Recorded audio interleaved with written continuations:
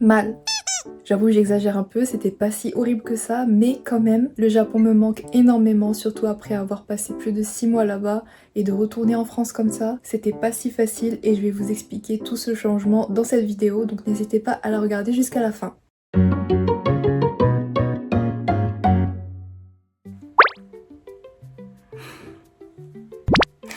Ohayo gozaimasu, bonjour à tous, c'est Swan. Aujourd'hui on est le 20 mai, je n'ai rien sur le visage. Je vais donc procéder rapidement à un ravalement de façade et vous allez m'accompagner dans toute ma journée. Et dites bonjour à ce petit bouton qui est en train de naître. Let's go! Bon, après avoir galéré à trouver comment poser la caméra, je peux enfin commencer. Mais avant, je vais boire un peu d'eau. Toujours bien s'hydrater, c'est la règle d'or, surtout le matin. Du coup, je vais commencer avec ma skincare et en ce moment, j'utilise cette essence de Mixun qui va venir hydrater la peau. Pour la crème hydratante, j'utilise toujours celui-ci de la marque Anua et le truc il veut jamais se finir. Je vais faire des petits massages lymphatiques. Et pour terminer, très important, la crème solaire. En plus, là, il commence à faire chaud. Du coup, j'utilise cette crème de la marque Alice, c'est une marque japonaise. Je trouve quand même des inconvénients à cette crème solaire. En soi, elle est plutôt bien parce qu'elle est assez fluide et légère. Mais vous allez voir qu'elle rend la peau bizarrement blanche. Est-ce que vous voyez ce que je veux dire ? En vrai, je pense qu'au fur et à mesure du temps, ça va s'arranger. Et surtout avec le maquillage aussi, ça va s'arranger. Donc, let's trust the process.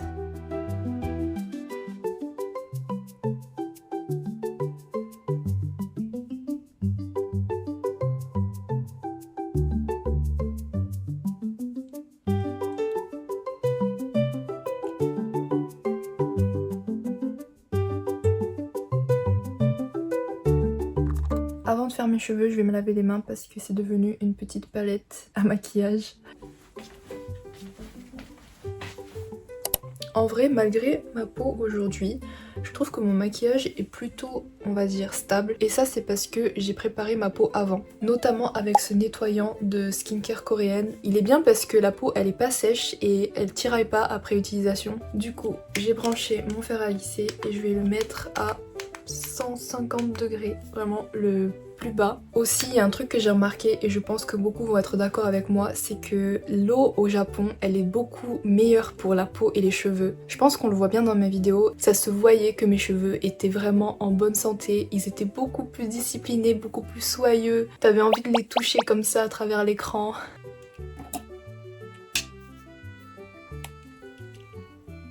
Pendant que je me prépare, je regarde toujours une vidéo YouTube et là je regarde la vidéo de Flâneuse du Levant qui est une youtubeuse que j'adore. Je suis tout le temps ses épisodes et j'apprécie énormément ses vlogs parce qu'elle nous montre vraiment son quotidien sans filtre et c'est hyper reposant, hyper inspirant et parfois j'ai aussi une playlist de musique de fond et là c'est You Need to Study. Je comprends que ça puisse être frustrant et énervant que quand les gens ils ont fait un voyage au Japon et qu'ils rentrent dans leur pays, enfin du coup en France, on n'arrête pas de parler et de tout comparer au Japon, de dire ah ouais ça c'était comme ça au Japon, etc. C'est vrai que quand je suis rentrée, j'arrêtais pas de faire ça et c'était insupportable apparemment. C'est vraiment pas fait exprès et pas fait pour embêter l'entourage, mais c'est vraiment pour dire que à quel point le Japon c'était cool. Est-ce que vous aussi ça vous est arrivé ce phénomène? Bref, comment je me sens par rapport à mon retour en France? Vous connaissez sûrement le terme dépression post-Japon et je suis passée exactement par là. Là je mets un peu d'huile dans mes cheveux parce qu'ils sont trop secs, surtout les pointes là on dirait du foin. Et en revenant en France, du coup je me suis reposée parce que mon retour tombait pile pendant la période des vacances d'été. Et puis je me suis remise plus sérieusement à la création de contenu, donc sur TikTok et sur YouTube. J'avais énormément de retard parce que j'avais filmé énormément de choses au Japon que je n'avais pas monté ni posté. J'ai mis environ 9 mois à tout rattraper et franchement je suis super fière de moi. Voilà, du coup j'ai fini mes cheveux, mon maquillage et on va passer à autre chose. Comme je vous l'ai dit, je me suis mise un peu plus sérieusement à la création de contenu et du coup je me suis inscrite dans le programme des ambassadeurs pour la marque YesStyle. Du coup voilà, je suis ambassadrice et d'ailleurs j'ai un code aussi qui va vous permettre d'avoir 20% de réduction sur votre commande. Je vous l'affiche à l'écran donc n'hésitez pas à l'utiliser. Et du coup j'ai aussi reçu un produit offert donc je vais faire l'unboxing maintenant. Donc on a de la marque Séoul 1988 ces deux produits là. Ici ce sont des pads au cérétinal et au bambou. Une crème solaire. Oh! En plus SPF 50, j'ai trop hâte de tester. Je suis vraiment à la recherche de la meilleure crème solaire pour ma peau. Mais le paquet, il est énorme. Oh, on dirait du sorbet. Je pense que je le testerai dans une vidéo short et je vous dirai ce que j'en pense. Pareil, je l'essaierai avant de faire mon maquillage. Bon, là il est midi pile et j'ai vraiment faim. Donc on va manger le déjeuner et on va continuer à discuter. Et ça part sur un plat de pâtes, poisson pané et pommes de terre. Vraiment que du gluten, tout ce qui est vraiment pas bon pour le ventre. Encore un truc post-Japon qui énerve un peu les gens, c'est de dire avant chaque repas « itadakimasu ». C'est pour ça que je vous ai demandé sur Instagram c'était quoi le terme koreabu mais pour le Japon. Et vous m'avez répondu qu'il y avait kikujap, weeaboo. Mais le but en fait de ma question c'était pour vous dire que pour certaines personnes j'ai l'air d'une kikujap, d'une weeaboo. Et c'est ok, en vrai je m'en fous complètement, vous pouvez me prendre pour qui vous voulez. Je dirai toujours itadakimasu avant de manger. Ja, itadakimasu.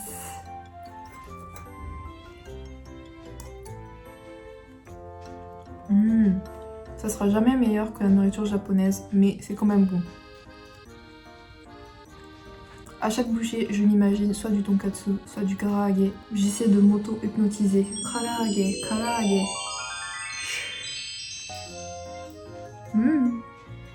Un bon karaage au goût du poisson pané. Un bon ramen au goût de pâte.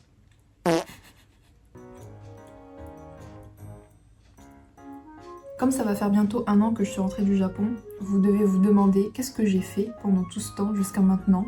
Enfin bien sûr à part la création de contenu.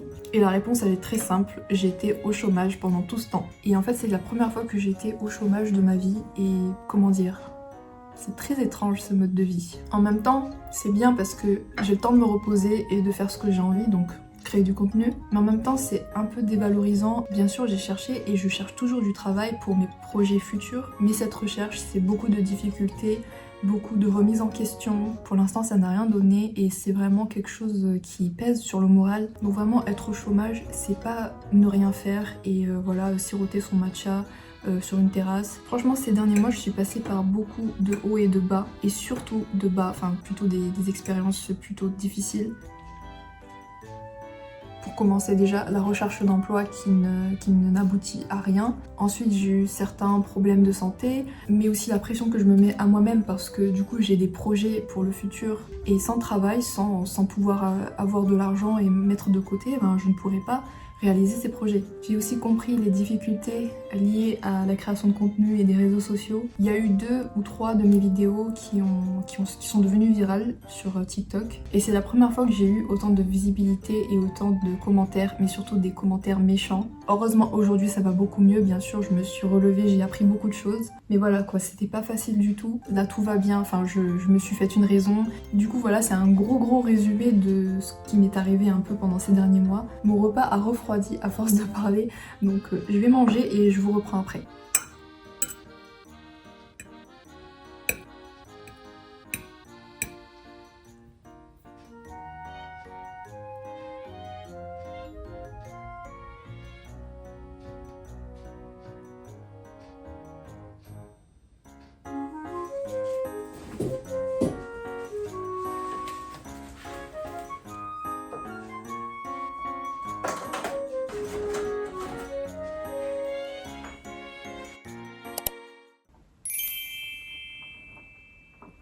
Je fais une petite retouche make-up parce que en fait ce que je vous ai pas dit c'est que bah du coup avec la création de contenu je me suis dit que ça serait vraiment bien de me remettre à mes bases, à mes habitudes et notamment ce que j'aime faire, donc par exemple chanter. Si vous ne connaissez pas, il y a quelques covers chant et aussi cover danse sur ma chaîne YouTube. Et là récemment avec une youtubeuse qui s'appelle Romane, on a fait une collaboration sur la musique de Yui qui s'appelle Rolling Star. Si vous n'avez pas vu, n'hésitez pas à aller la regarder, je vous mets le lien en description. Et franchement, faire ce projet, ça m'a redonné envie de chanter. Parce que chanter, pour moi déjà, c'est une de mes passions depuis toujours. Et sans vous spoiler, on a encore un autre projet en cours et aujourd'hui je comptais le filmer ou du moins commencer à filmer et donc je vais vous montrer un peu les behind the scenes.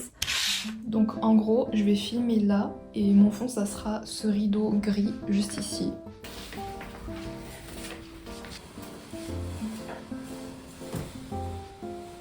D'ailleurs c'était mon anniversaire il y a pas longtemps et j'ai reçu pour l'occasion des fleurs, donc c'est celles-ci. Elles sont quasiment mortes mais je les ai pas jetées parce que elles vont m'aider pour filmer le petit cover que je m'apprête à faire parce qu'en fait elles correspondent parfaitement au thème de la musique. D'ailleurs je vais filmer une scène avec.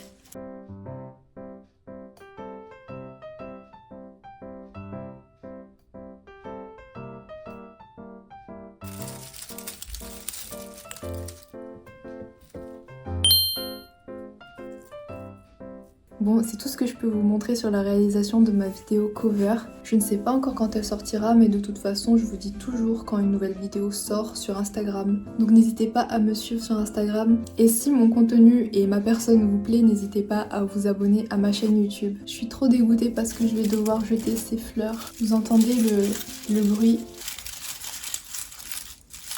Les pauvres. Bon, après quelques heures de tournage, on est back in my room parce que c'est le moment de travailler un petit peu, notamment pour travailler sur les prochaines vidéos YouTube et TikTok. Donc je dois trouver des petites idées et écrire les scripts, travailler sur ma recherche d'emploi aussi et forcément travailler sur mon japonais. Pour la création de contenu, j'ai écrit toutes mes idées sur l'application Notion. En ce qui concerne le japonais, enfin l'apprentissage de la langue japonaise, alors c'est vrai que forcément vu que je ne suis plus au Japon, je n'ai plus d'opportunité de parler tous les jours japonais et donc ça a eu un impact sur mon niveau de japonais. Je sens qu'il a un peu régressé quand même, mais je fais vraiment tous les efforts pour garder le plus possible mon niveau de japonais que j'ai acquis. Et d'ailleurs ça me fait penser à une question qui était: est-ce que je garde contact avec mes amis japonais? Et la réponse c'est oui. Plus ou moins, parce qu'il faut savoir que les japonais sont pas mal occupés en vrai, mais j'arrive quand même à avoir quelques-uns de mes amis de temps en temps et ça me permet de pratiquer et d'entretenir mon japonais. Bon allez, j'arrête de parler maintenant, il faut que je me mette au travail.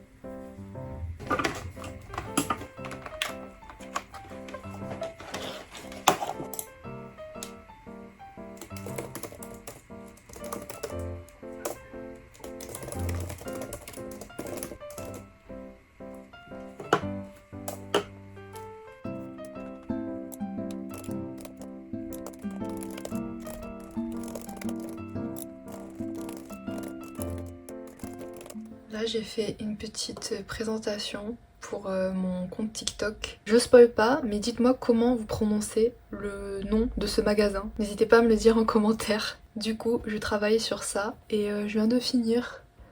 Donc là, il y aura tous ces mots.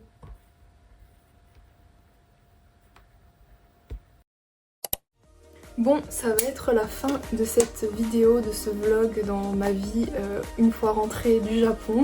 J'espère qu'elle vous plaira et si c'est le cas, n'hésitez pas à me le dire en commentaire. J'en ai marre de ces mèches de cheveux, je sais pas où les mettre, comment les mettre. En plus là, aujourd'hui, ils ont annoncé que les grosses chaleurs vont commencer et je sens que ces mèches vont vraiment me gêner. Enfin bref, n'hésitez pas non plus à me donner de la force en vous abonnant à ma chaîne YouTube mais aussi en vous abonnant à mes comptes Instagram et TikTok. Moi je continue à réfléchir et à élaborer mes prochains contenus sur les réseaux sociaux.